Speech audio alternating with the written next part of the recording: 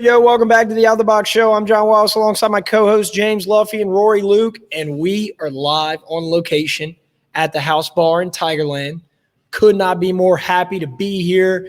It is Wednesday leading up to the biggest game in Tiger Stadium thus far this season, 8 o'clock on the dot against Auburn. Long day of tailgating ahead. It's going to be a madhouse in Tiger Stadium. It's going to be a madhouse, and we couldn't have thought of a better place to be to record the episode leading up to this week than the House Bar in Tigerland. And let's go ahead and talk about the House Bar in Tigerland, right? So we recorded a few, parts of this episode prior to this part. We're kind of doing it out of order and whatnot. And we brought the Out of the Box inbox back, and we're sitting there doing questions. And Jeff, the owner of the House Bar in Tigerland, who came here just to let us in, let us record, is so gracious, brought us beers while we were asking questions in the Out the Box inbox, and we could not be more thankful. A man of the people. Beautiful light blue moons. They're delicious. Light skies. Yeah. These are actually really, really good. They are good. If you'd have told me a few years ago that I'd be drinking Blue Moon in Tigerland, I would have thought you were crazy, right? That's what the House Bar offers over here. You can come here almost every day of the week. You have to follow them on Instagram, Twitter, Facebook. They're all over that, always posting deals. Last night was T-shirt night here. The T-shirts were dope. We liked the picture. Rory comes out here and DJs. Every once in a while, yeah. Every now and again. Make sure to come out, request as many songs as you'd Please like. Do not. Country music, lots of country music. I'm not going to play your country music unless it's like 1:45. So you'll have to stay here all night. So you got to stay at the house. Make sure to follow the House Bar on Instagram at House in Tigerland and on Twitter at Tigerland House. Could not be more stoked to be here. Always fun to come out on location at a different spot. And why not the House Bar in Tigerland? Also, want to give a huge shout out to the Boot Crew Media Network. Those guys are killing it over there. Chris Calderera, our columnist, we talked to him a little later in the show, just released a recap, kind of breakdown of what the LSU win over Mississippi State means for the Tigers in the upcoming season. We also got to talk to him about it's funny whenever you always hear people or you read people's articles and then you hear them on a podcast, right? So like a reporter that writes, like when we had Scott Rabelais on, it's a lot cooler and different to hear them articulate how they actually write, right? So make sure to check them out on bootcrewmedia.com. Some call him Edgar Allan Calderera. That's what I've been hearing. No, I heard that too. I saw that on Tiger Droppings. Yeah. He's all over Tiger Droppings. he's got an alias on there. But back to Boot Crew Media, this is a wonderful time of year with sports going on. The MLB postseason is approaching. Make sure to follow Big League Take for all of your MLB coverage, as well as some other freelance writers and whatnot. We got WWE coverage. We got cooking coverage. We got restaurants in New Orleans, all kind of content. And you know what? It'll keep you entertained for hours. So make sure to check them out at bootcrewmedia.com and on social media at boot_crew_media. All right. Tigers went up to Starkville. If I remember correctly, Luffy predicted that we were going to lose. So I want a 2-minute apology to the LSU Tigers from Luffy. I won't be apologizing, but because we don't apologize for winning. For nothing. For winning.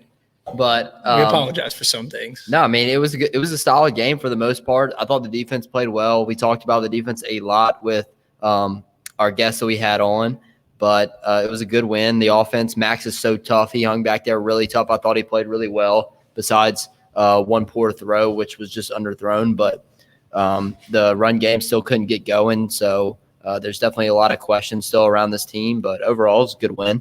I think so too. And one thing I like to judge my LSU games on a barometer is how nervous am I at this particular moment? And there were not very many high nervous points. I was never super, super worried. I mean, I think we had a 2-score lead going into the last drive. So besides the last drive, we had a 2-score lead the whole second half. So there really wasn't many high intensity, super nervous moments for me, which means that we played well.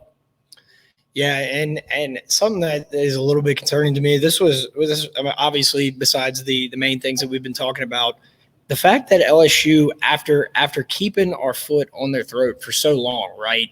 They finally scored their first touchdown with a few minutes left in the third quarter. It's 21-3, and then all of a sudden the score ends up 28-25. Obviously, we're learning, we're figuring things out and whatnot, but I feel like that is concerning that we are up that big on a team, at that late in the game. And we're, I get that things don't go right sometimes, but you have to keep the foot on the gas. When things are going right, you have to maintain, and you have to win convincingly, right? LSU's already looked down upon right now. Winning convincingly against a team that's not that good does infinitely better for you. Yeah, and I mean, the reason we couldn't close out that game really is part of the reason we'll start with the offense is that we couldn't run the ball. I mean, 61 rushing yards, I think, a couple like kind of design runs that worked. But other than that, there was no push up front, and we couldn't run the ball. And that's, I think, still probably the biggest concern. I mean, I remember going, I think, they had just scored that first touchdown, and I was like, please do not go into save the clock offense. And that's exactly what we did on that first drive. And we have like a 3rd and 6 or something. Yeah, it's like, one, that never works. Like, just run your regular offense. Don't, unless you got Derrick Henry back there, you're not going to be able to just run the clock down for a whole quarter. But I agree. I mean, just the lack of running game against a Mississippi State front who is an average SEC front at best. Not a very great defense, but still an SEC defense. And I mean, Coach O has talked about this literally every single week. So they're working it in practice, but I think it comes down to the offensive line mostly. I think there's talent in the backfield, and we've seen that. But I just don't think we can get the continuity and the consistent offensive line play and the run blocking. And another problem is they're going to have to – Max is going to have to keep the ball on some runs. Like, he's going to have to keep the ball – like, the defense is going to have to stay honest. They're going straight to the running back. And I don't think that the run game can really get going until they decide to run him. And he's taken enough shots, like just standing back there to pass the ball. Like, he might be better off running forward and kind of just sliding at times. Let's kind of go ahead, Rory. And something just like a quick bit on top of this is that what I'd like to see, if we're not able to really run the ball, we need like wide receiver screens and stuff at the front of the line, just quick throws, get the ball out. Let's not get Max hit, and let's get a few yards, There's ways that even without a really good run game or even a good run game that you can still get those plays and keep a defense honest. So I think that's what we need to see if we're not going to be able to run the ball. Can we talk about Max Johnson's poise, though, given what it is, right? Like I tweeted in the first half, like he actually looks like he's comfortable leading the team. Now, whenever the offensive line is what it is this year, and it is what it is, it's not going to get infinitely better, and we're going to end up winning the Joe Moore Award or whatever. We're not going to get there. So instead of trying to make the offensive line seem better and whatnot, do things like what you were saying, Luffy, run screens, run design runs to Max, mix it up a little to at least give some creativity, right? Yeah, a little disappointed in Pete's definitely coming out of this game. I think the game plan was good. It was decent, but it wasn't good enough. They've got to get him involved. They got to get Max involved in the run game. And I'm a little bit worried for his health, even though he played great. Max's health, because he's just taking shot after shot and back there, and I don't know how long. I feel like he's more likely to get hurt taking those shots than going on design runs where he slides 6 yards down the field. That's kind of what I just said. He can take off and slide down, but or you can hit the shoulder pad. Yeah, he knows how to get out of the way of getting hit. I mean, it's his second year. He's not a freshman anymore. Standing back there defenseless is just not. It's not gonna work. So let's talk about Kayshon Boutte.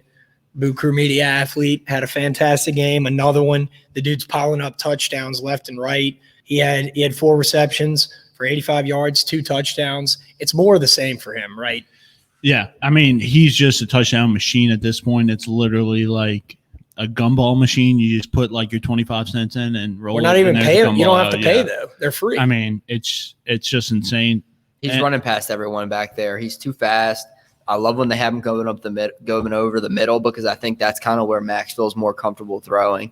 too as well. And I think you'll see, he'll only get more yardage as the year goes on. But one reason he's really not getting that many yards is another testament to Max is, and we tweeted this out, he threw to 9 receivers. 9 receivers had a catch. I mean, that's insane. That's a little bit of offensive game planning in Max as well, looking all over the field, finding receivers. But I love that. You're throwing to 9 different people. That's a really good game for you. You're spreading the ball out. And Kayshawn's easily the best wide receiver, but he's also going to get the most looks by the defense. That's just what happens. So let's get the ball out, get the ball to different people, and Kayshawn's going to be open for the touchdown. And the last thing on the offense for me is that the best should have been more involved, I think, on third down, a couple third and shorts where it's like, where is he? And like Max is trying to make a hard throw to the outside, and you got to get Besh involved because I think they're really comfortable, and he's really comfortable throwing over the middle to him. I think the one problem you have with getting Besh involved on a third and under 4 is that if Besh is in there, like, you're probably not going to run the ball. Not that I think we're going to run the ball at all, but I just don't think he's there as a blocker yet. But a lot of people have said that so far his like blocking rating though is better than Taylor. So I think the problem is, I think, just getting him beat up. Yeah. Like one tight end over an entire SEC schedule playing a lot, and he's playing special teams. Yeah. I think they probably should take him off special teams and give him a breather because I think we need him. I think he's crucial to be out there, and I think you need him. And he did catch that ball. Yeah. He caught that ball for sure. Yeah. Yeah. Great. I mean, Besh is he's just a great football player. Yeah, I agree. Defense? Yeah, I mean, I think the defense. I think the grand sentiment on Twitter, right, is that the defense looked a lot like, I'm not going to say infinitely better, right, but definitely looks like they're at least getting their things together, getting the scheme right. Durante Jones is kind of figuring it out, feeling his way through it, and I also think kind of made Mike Leach, although their total yards, they almost hit 500 total yards on us. I think that's not really indicative of how well the defense had played, right? And I think Mike Leach kind of got put in his place by LSU as far as, saying that that their defense was simple. Yeah, well, we won, so eat it. The ugly pirate.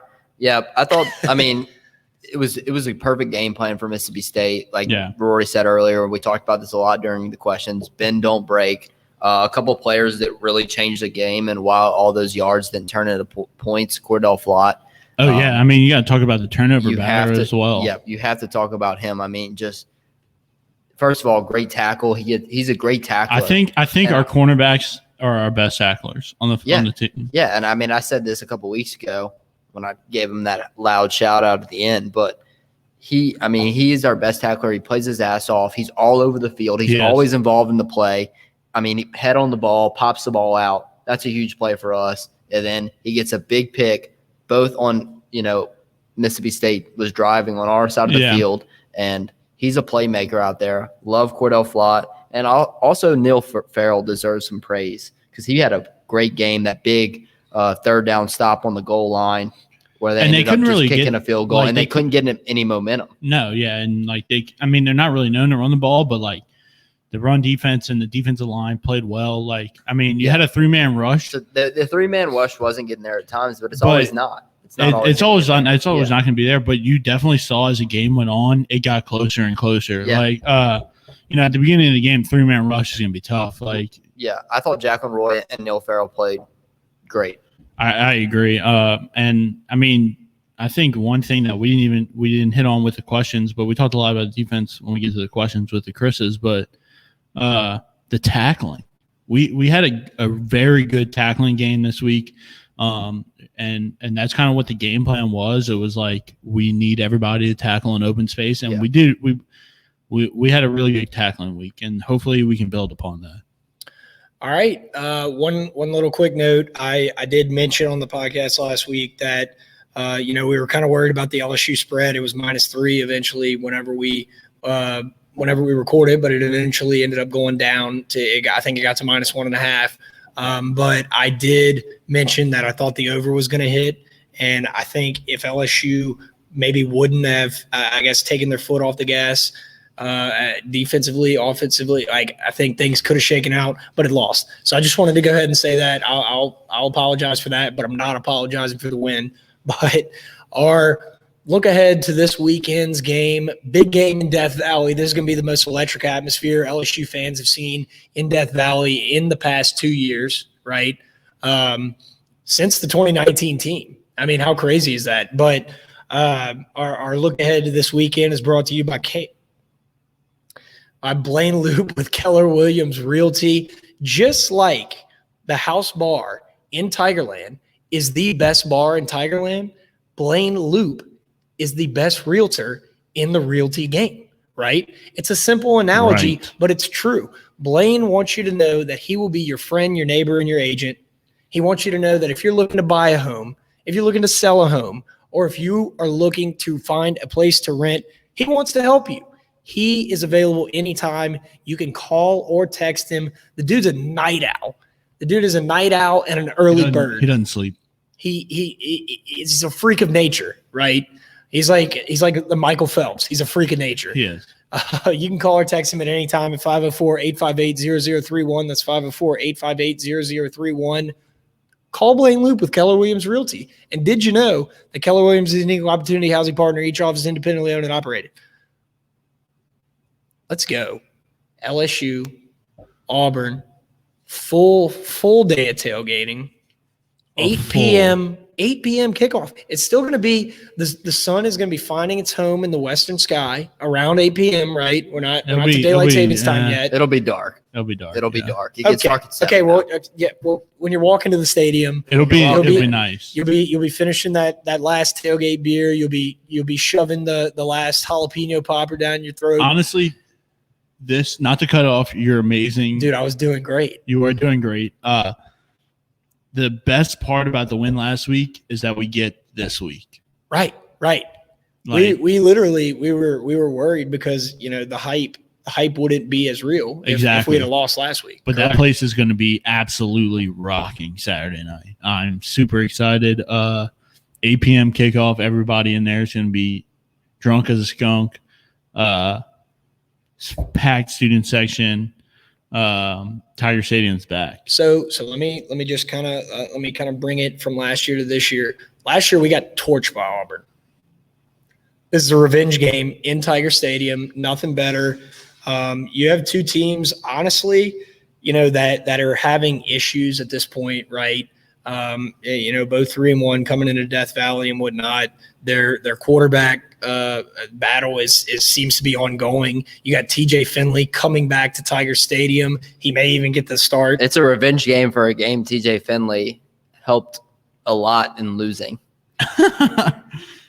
So technically, technically he should throw the game for us, right? Yeah. If I were him, I think that would be a good move, right? I mean, yeah. I hope he starts. I think he will. I watched the end of that game last week because I tweeted out I really was rooting for Auburn at the end because nothing is worse than getting a team after they have a players-only meeting, and a players-only meeting is coming after you beat Georgia Southern, and having a players-only meeting during the week never turns out good. They're super hyped going into the game. It's like after LSU lost to Troy, like nobody was going to be able to beat LSU the next week because they were just so hype and ready to get back on the track. So I love the win last week. Also, a last-second win. They're feeling good about beating Georgia Southern. Love that. I just think it's a perfect spot for LSU. Dude, us three could beat Georgia Southern. Are you sure? It was Georgia State. I didn't say football. Right? Oh, it was Georgia State. Yeah. I was actually in Alabama in an Auburn bar, like surrounded by Auburn people with purple and gold on. I had my fun with them.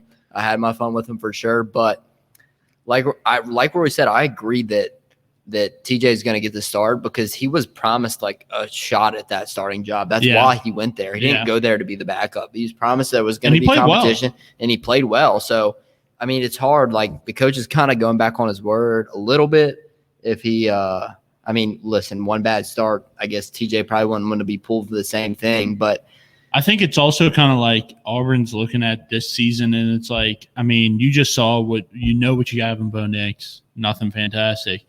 And you get this new kid, and I think you got to play him. I think there's going to be a ruckus if you don't play him. And I mean, maybe they start Bo Nix and put TJ Finley in halfway through the game, either or. I think Bo Nix is going to be rattled when he hears Bo Nix, Tiger SEC Stadium. Freshman of the Year. Bo Nix. Yeah, put some that's respect crazy. on his name. How has he regressed? I mean, he's been there. This is his third year, correct? But that's how he's kind of always been. He's inconsistent. He's really bad on the road, and he's been decent at home. So I want to look at this stat. This is something I just saw when I pulled up. So LSU, I guess from a stats perspective, is if you just looked at the stats, we're not in a very good. It doesn't look good, right? So Auburn's putting up 44 a game. LSU's putting up 34. Auburn's outrush or total yards a game, they're beating us by 100, right? Which like we saw this past week doesn't mean everything. Mississippi State outrushed us and we ended up winning the game. And we're also giving up more points a game than Auburn as well. So I guess my question is the same question that we asked last week. Is this game leading up? What are you going to know about this year's LSU team after this Auburn game? I think you're going to know how good the defense is. I think we saw it last week with the air raid, and this week you're getting a completely different style of football. They're going to hit you in the mouth. They have two very good running backs, maybe the best running back in the SEC, and Tank Bigsby. And you're going to have to play a completely different style of football than you played last week. The defensive line's going to have to get off blocks, and the linebackers are going to have to hit the hole hard because it's going to take a lot to tackle these dudes. And if we don't, they're going to run the ball up and down the field. And running the ball up and down the field is never good. So I think you have to either take them out the game with your offense and make them throw the ball, or you got to play really stout run defense. And I think that's what you're going to see is if the defense can adapt. Yeah, I think this game is one that's it's going to be hard to tell because I don't really take a lot of stock in what Auburn did last week because they're coming off going to Penn State, whiteout game, really emotional game. They lost, like kind of big letdown spot for them last week. Yeah. Huge letdown spot for them last week. We've seen LSU do that over the years a billion times. Yeah, 100%. And barely squeak out the win, but it's going to be a battle. It's LSU Auburn. It's always close. It's always crazy. The stadium's going to be packed. It's going to smell like liquor. I'm excited. And I think that could be, and Chris kind of talked about this, and Chris Colorado kind of talked about this in our inbox, is that I think the stadium could be the difference. I think it will be the difference, especially if you have a guy like TJ Finley in there. He's never played in a real stadium. He played all last year, and then he played against Georgia. What was it, Southern or State? What's your deal with Georgia Southern tonight? I don't know. They're like, aren't they both Eagles or something? I think they're both blue. They're both blue. Like, yeah, it's. But you got a prediction, or just it doesn't have to be an exact score. I'll say I haven't looked at what's the over under. Somebody give me that quick. I would guess it would be right under maybe like around 50. Why did I not have it's 50? It's 56. Okay. Well, I'm going under. I'm going under. I think it's 21-20 Auburn. Whoo! I like the streak though. Hey, now you cannot pick. No, I'm not picking LSU until they show me something real. Okay, so I'm LSU. The over under is 56. I'm taking the under 56. And you know what? I'm taking LSU to win by 4. Give me. Spread's 3.5 right now. Spread's 3.5. They barely cover. Convenient. Give me. I think we get a 20. All right, I got to think about this. I think it was 23-17. They win by 6. I think this is going to be a rumble in Tiger Stadium. I'm predicting the score's going to be 29-25. It's going to be a weird score, maybe a college scoregami. But looking at the early spread, I'm going to kind of watch it throughout the rest of the week. There's definitely no college scoregamis because there's so many games. Yeah. No, you're right. But one that I've never seen before. How about that? Big game this week for Cade York. Cade York's going to matter this week. I just would have agree. a feeling. I would agree. I have a feeling that Cade York and just ink that Velveeta, the cheesiest kickers deal. matter in LSU Auburn. Kickers are going to matter.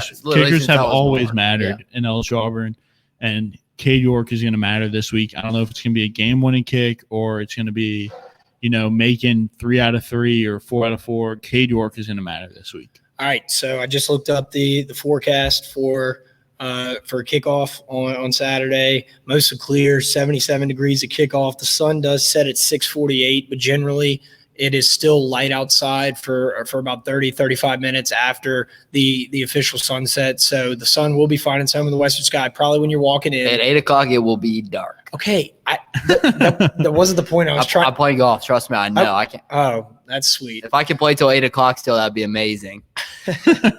All right. So let's get to I think that about puts a bow on it. Everyone's gonna be jacked for Saturday. Everyone's gonna come out to Tiger Stadium. It's gonna be awesome environment. Let's get to the Out the Box inbox presented by Workbox. Workbox is the Louisiana leader in construction, industrial, and residential services with more than 20 years of experience in the industry. They can provide storage containers, portable offices, portable restroom rentals, and roll-off dumpsters. You've seen our tailgate the last couple home games. Workbox provided the tent. Martine can do it all. The dude works all the time. You got to call Martine at Workbox at 225-343-4886. Call Martina if you need luxury restroom, portable toilets, storage containers. You're redoing a house. You need a dumpster. Call Martine at Workbox at 225-343-4886. All right. Out of the Box inbox is back. Luffy came up with a new format. We're gonna answer a few of them. We're gonna have a few people come on live and ask questions, and we're just gonna kind of rapid fire the rest of the questions. So here's our first question from Mr. Chris Mills, longtime listener, second time caller. Next up in the Out the Box inbox, we have longtime listener, big fan of the show, Mr. Chris Mills. What up, brother? How we doing, guys? Doing well. Glad to be back again. All right, so my question is, if the offense or the defense has another game where the coaching staff shows an absolute inability to adjust schemes mid-game, what level should Coach O be held responsible, and how many more mistakes like that is he allowed to have before changes need to be made to the staff? So I have a hot take here, and James definitely probably disagree with this. I do not think that, at least on defense, the Mississippi State game called for any halftime adjustments. I thought that the defense stuck to their game plan, and their game plan worked. Their game plan was make them throw underneath, and they threw underneath. And it wasn't like a pretty game plan, but that's how you have to play that game. So I don't really know if on the defensive side there was any adjustments needed. Not for that game, no, but I mean, you look at UCLA and they got hammered. Yeah, and I mean, I agree with Rory, actually, on the defensive side. I thought they were really good this past weekend. The game plan worked. Obviously, that's kind of a one-week thing. Yeah, that's true. And they'll change it up. But, yeah, if another game like UCLA happens, I think Coach O is the one responsible. And I think he will. I mean, he's done this in the past, but I think he will be the one to take responsibility for that. But from what you're talking about, I think that even though it's the coordinators who make the defensive game plans and the offensive game plans, I think at the end of the day, it's on Coach O. The defensive coordinator makes the offensive game plan? Fuck off, John. Okay. All right. I'm bringing that out. Cut. But I think that now I lost my train of thought. Okay, well, I'll go ahead with my thought. Sorry about that. Didn't mean to hijack your response. But I guess if you look at it more on the offensive side of the ball, considering that most offensive coordinators script the first 15, 20 plays of the game, right? Why not have like packages like, okay, if this isn't working, resort to, I guess, this package of plays, like where you're running more screens, more options, more I guess design runs for the quarterback. Why not have like a set like, okay, if this, then go to this? That's kind of my response to that for the offensive coordinator. And I guess you could do the same thing for the defense. If this isn't working, how do you come out in the second half and run the same exact scheme? That is a huge question for me. Yeah, I mean, in my opinion, Coach O needs to be held responsible, obviously, to the utmost degree, because not only is he the one that's reining these guys in and making sure that they're doing their job, but he needs to be able to show that he can take control if the defense or offense isn't performing. He needs to step in and say, you know what, I'm making the decisions now. These are the changes we need to make. They're blatantly obvious, and we're not adjusting to them. And I just don't know whether or not he's done that. That's what a good CEO does, right? That was his job coming in. He was going to oversee. He was going to hire the best coordinators in the game, let them do their thing. But then when Matt Canada came in, he meddled in his office. Granted, Matt Canada wasn't a great guy to get He's also the with. reason why the Steelers suck right now. But terrible. Yeah, that's true. Yeah. But I also think that it's like comes down to also like a coaching hire thing, which is also Coach O. I think, you hire the guy who is going to make adjustments and be a better coordinator than some other ones. We have a small sample size with these two new coordinators, so I'm not here to point fingers at anybody yet, but I thought the game plan was really good on the defensive side last week. It was a very specific game plan, and I thought that, it showed that Durante Jones was going to be a capable defensive coordinator at the very least. He knew how to plan for the air raid and use that plan effectively. Okay, but I'm going to rebut this, Rory, on your take right there. Okay, all right, 30 second rebuttal. All right, I agree that he game planned really well with the little dump offs, but say something happened where they start hitting us with crossing routes that worked on us last year and everything. Do you think he would be good enough of an option to be able to adjust mid-game if they were torching us, with the air raid, rather than just giving them the dink and dump underneath stuff? I guess the question, the verdict's still out on that. I just don't think that we've had enough sample size to get there with the coordinators yet on whether or not they're ready to make that, in-game adjustment that the great coordinators do make. We're going to have a big test this weekend coming up at Auburn. But Chris Mills, thank you so much for coming on the Out of the Box show. The Out of the Box inbox is back, and we always appreciate talking with you. You too. Hey, I'm in this on a hot take. I think we absolutely loud clap Auburn. I think the only position that they have that's worth anything is linebacker, and the rest of their team's garbage. Thanks, guys. Pretty good. Thanks, Chris. Take care. Thanks, guys. We need to go back. Let's do a quick fire real quick. Okay. All right. Next up in the Out of the Box inbox, Mr. Robbie Schmerda on Instagram asked, should Kiner get the bulk of the carries or should they stick to a running back by committee approach? And I'll just go ahead and say I think Kiner, given his potential and given the way that he runs, that ferocity that he runs with, I think why not go ahead and get the young guys in there since he's going to be the running back for the next 3 years. I completely agree. I really want to see Armani Goodwin. I think we've seen a little bit of him, and every time he's in there and running it, he looks fun. So I want to see Armani Goodwin. I think Corey will get more and more carries as the year goes along. TDP had his best game last week. I think he heard the haters. Yeah. But the offensive line's going to have to block better. That's also true. For any of the guys to get loose. I think Kiner gives you the most ability without blockers. Yeah, and maybe Goodwin, though. We really haven't even seen him healthy. That's true. That's true. All righty. Let's get to the next question in the Out the Box inbox. Famous Mr. Chris Calderera just came out with a fire column today breaking down LSU's big win over the Cowbells in – where is it? Starkville? I don't even know. Vegas. I don't even know. That's how much I don't care. But he is our very own Out the Box columnist. You can find him on bootcrewmedia.com and on social media. What's up, Mr. Chris Calderera? Fellas, how are we? Doing great. Doing fantastic. Absolutely. It's been far too long. You're since none of us can write, you are our online reading presence, and we're the big mouse with the mics. I got you. Yeah. Well, I'm just trying to match the quality of the podcast. That's all I try to do. You do a great job at that. As you guys speak. So. Well, we appreciate that. You got a question for us? Yeah, I do. So my question is, we saw some what I would call minimal improvement in the Mississippi State game, especially on defense. And I'm curious to see, if you guys think that will continue and what the record or I guess how many more SEC games do you think this team is going to win based on the improvement we saw last week? And have your minds been changed on it at all?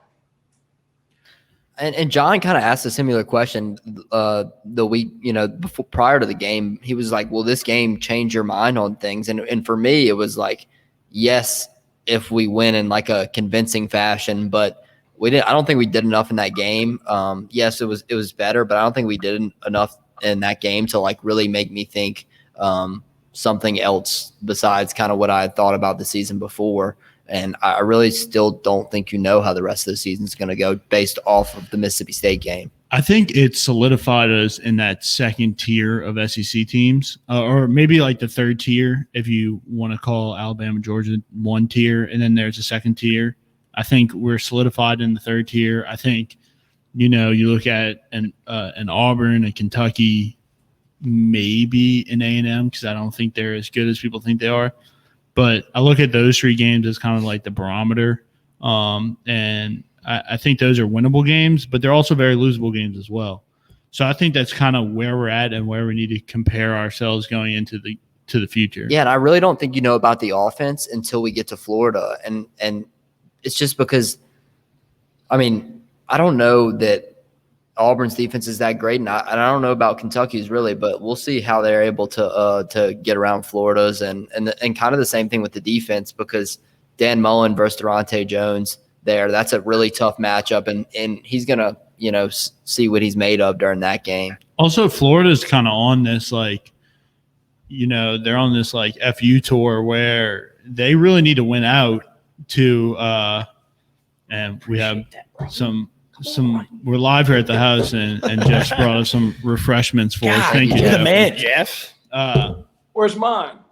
But I think that's kind of going to be a very tough game, even though it is in Tiger Stadium. I think they're just a better team, and they're also highly motivated after that loss to Alabama.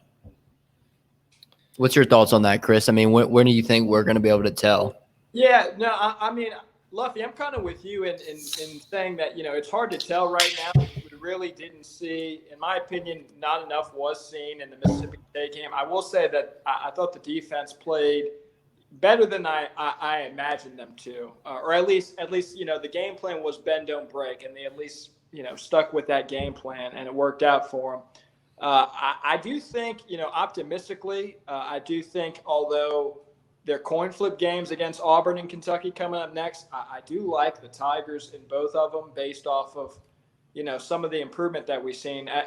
At the very least, I feel better about these next two games than I did pre-Mississippi State, but I don't think that this is a team that's going to win too much more after that in terms of the SEC. Arkansas is good. A&M is better than LSU. And then obviously Alabama and Ole Miss, I think both of those teams are better. So we'll see how it plays out. But, I'm a bit more optimistic than I was after watching the UCLA game, but I'm still nowhere near thinking this team is going to pull Coach Orgeron out of the hot seat. I think for me, it flipped from like where I was like I was on the underside of 50%. Confident going into a game, and now I think I'm on the over for those two games, just barely, maybe like 55-60% confident going into those games. But that's just, I think it was just kind of like a little flip. And and we talked about this a little bit with Chris Mills, is I really liked the game plan by Durante Jones. I really liked how we did something different that we never do before, which isn't really an LSU thing. We've always kind of said, we're going to be us. And we saw how that turned out last year against Air Raid. But I really liked the game plan and just the ability to, have somebody who's competent playing defense coordinator, being defense coordinator and being able to game plan for a certain opponent. I really like that. And real quick, let me tell you why these next two games are important. It's because we need these. These are recruiting games. This is hold your recruiting class together important, because if it's easy to negative recruit when your team loses to Kentucky and Auburn and UCLA, but we need to win these next two games regardless what happens the rest of the season when we play some of the top tier SEC games. These games are important. Chris, thank you so much for the question. I have a question for you real quick, 30-second answer. You obviously are our out the box columnist. What is your process in 30 seconds for writing as eloquently as you do? Because I think most would agree that when they're reading your columns about LSU football, it combines like two of their favorite things, poetry and LSU football. Well, I appreciate that, John. As quickly as I can say, usually what I try to do, not necessarily for this last one that I wrote, but I think the most important part to writing is knowing how you're going to end it. So I figure out how I want to end something, and then that's how you start the beginning. I start kind of backwards.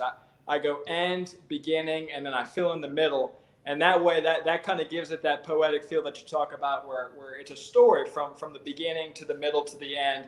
It feels connected. So that's usually what I do. I start with the end first. You should write a haiku for your next one.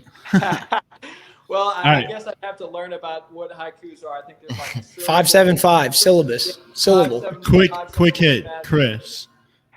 Prediction for the game this weekend. Yeah, so I think it's going to be close. I'm going to go ahead and say that nighttime in Death Valley is going to be the difference in this one.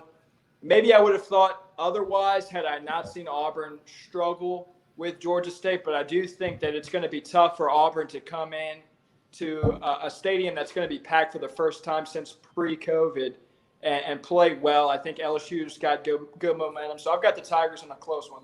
The Fighting Tigers of LSU in a close one. Good stuff. Chris, thank you so much. Keep putting out fire Chris. on bootcrewmedia.com. Make sure to check them out. Thanks, Thank guys. Chris. Thanks, dude. I think. All right, next up in the Out the Box inbox is from Colton Pike. He said, what do y'all think will happen with the QB situation when Miles is healthy again, or will they take Max out if he gets hot? Or will they make Miles wait until something happens? Right? So if Max starts going down, obviously you put in Miles, or does Miles just get the benefit of the doubt? I don't think he does. I think that, as unfortunate as it is, I think this is Max's team for the time being till he loses it. I have to agree. I just don't see Miles coming in and taking the team. I feel bad. I don't really know. And like, this is kind of an unprecedented situation for us. I think Max will be on a short leash when Miles comes back, but I just don't see them pulling like Miles just getting the first start. Yeah, and I mean, who knows if Miles is going to come back? I know they've said that, but does he really want to go out there behind that offensive line after not practicing and playing for that long?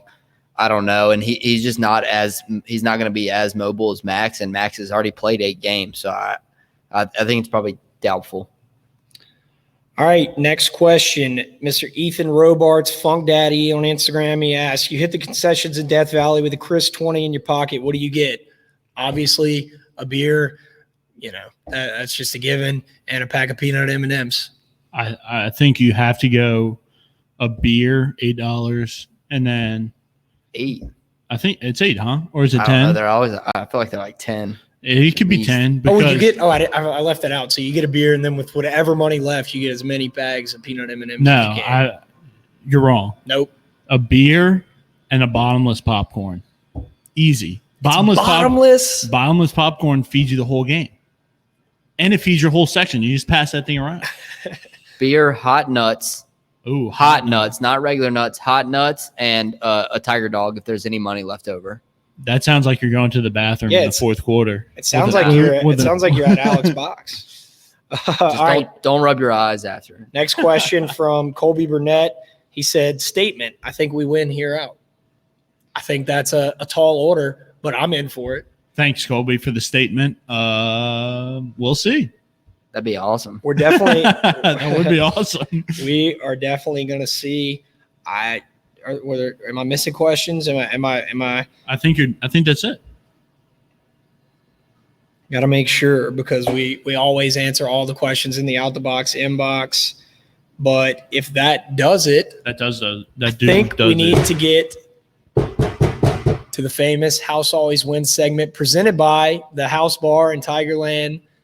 We got Jeff Vaccaro, the man, live in studio. And by the way, the studio is the House Bar in Tigerland. Jeff, what is up, my man? We appreciate you being a great sponsor of the show. You helped us out with the tailgate, and we could not be more happy to be sponsored by the House Bar in Tigerland. Jeff, you want to hear yourself? Yeah, absolutely. Take a seat, brother. Take a seat. High-tech stuff. Oh, wow. What's up, Out the Box fan? How's it going? Hey, it's going great. We couldn't be more excited to be here. The tailgate that you helped us out with a few weeks ago was awesome, and we got some big things planned for the future. I have a question. So the House Bar in Tigerland has been hot lately, right? Yeah, It has been hot. On game days, you got Rory in the DJ booth throwing heat. It was so John hot. in the crowd picking up ladies. It was so hot. It was so hot that the House Bar in Tigerland actually caught fire. Yeah, no, it did. Unfortunately, we had somebody that it was a minor. He was 10 years old, playing with a lighter out in the parking lot, and caught a beer box on fire, threw it up against the wall, caught the office on fire. But we're back and we're better than ever, and we're rebuilding it now, so it's going to be fun. But back to what you said about the bar doing well, I think that's got a lot to do with Rory. He's been playing some absolute fire tracks up here and just spinning it, man. I do what I can. So Jeff, let me ask you this real quick also. So the bar's open. What time's the bar open on game day? It depends game day to game day, usually 1 p.m. if it's a night game. This week we open at 4, but that's because we have 1,200 Auburn students coming to town for a tailgate. So there are going to be some Auburn fans this weekend. So hopefully we can pack it out and show them a good time. So is game day for you, like you obviously being the owner of a very prominent college bar, is it more like work, or do you actually get to enjoy game day? Yeah, dude. So this year I'm actually only getting to go to 3 games, and they'll be all away. So that's what I guess one thing that kind of sucks about it is you don't get to go to the games as much. But I watch every second of them. I listen to you guys, listen to Moscona, listen to Jordy Collada, all into that kind of stuff. So it's fun to watch the game, from a TV perspective, and then hear guys like you guys kind of break it down. Thoughts on this weekend, Jeff? What do you think? Any kind of prediction or feelings? Man, I'm going. If you're putting me on the spot, I'm going to go 38 to 20. Wow. That's an over. That's Wow, an over. that's an over and a cover and a half. Absolutely. I like that. I'm a sucker for an over. I've never taken an under in my life. I think TJ Finley's going to come in here shaking with fear. I would love to see that. I like that. So House Always Wins segment. You know how it works. Yep. It's sponsored by the House Bar in Tigerland, and the House always wins. Mm-hmm. So we're going to put you on the spot again. And if you want to take LSU like -3.5 for the over, that's fine. But It's kind of a homer pick. Yeah. And we can also give you some time if you need some time. I texted him, but it might have been a little too late. You got one, or you need a second? Give me a hot sec. Let me look over some lines. I can go. I can go. I had a teaser that hit last week, so we're gonna keep rolling. We're going Bengals. The Cincinnati Bengals, not the Bayou Bengals. -1. Titans -1. 6-point teaser. Let's go. We're keeping the teasers hot. Luffy, I And think you're in my brain because I literally put that teaser in yesterday. I have the teaser in too. I put that teaser in yesterday. That is we didn't amazing. even text me about it. So that is amazing. Y'all both have the same pick. No, I'm not taking that pick. The college football slate this weekend is absolutely insane. There's just so much undervalue on the SEC, the mid-tier of the SEC. Give me Arkansas plus 18.5 against Georgia. 18.5 is a lot of points. I think Arkansas showed out last week. I think they're going to be good. They're a hard-nosed team. Sam Pittman is a hard-nosed ball coach. He plays a throwback style. I just don't think that they're going to be able to get 18 points is a lot of points. That's a 3-score game. I just don't see it being a 3-score game when the clock hits 0. Sam Pittman's a knockoff Coach O.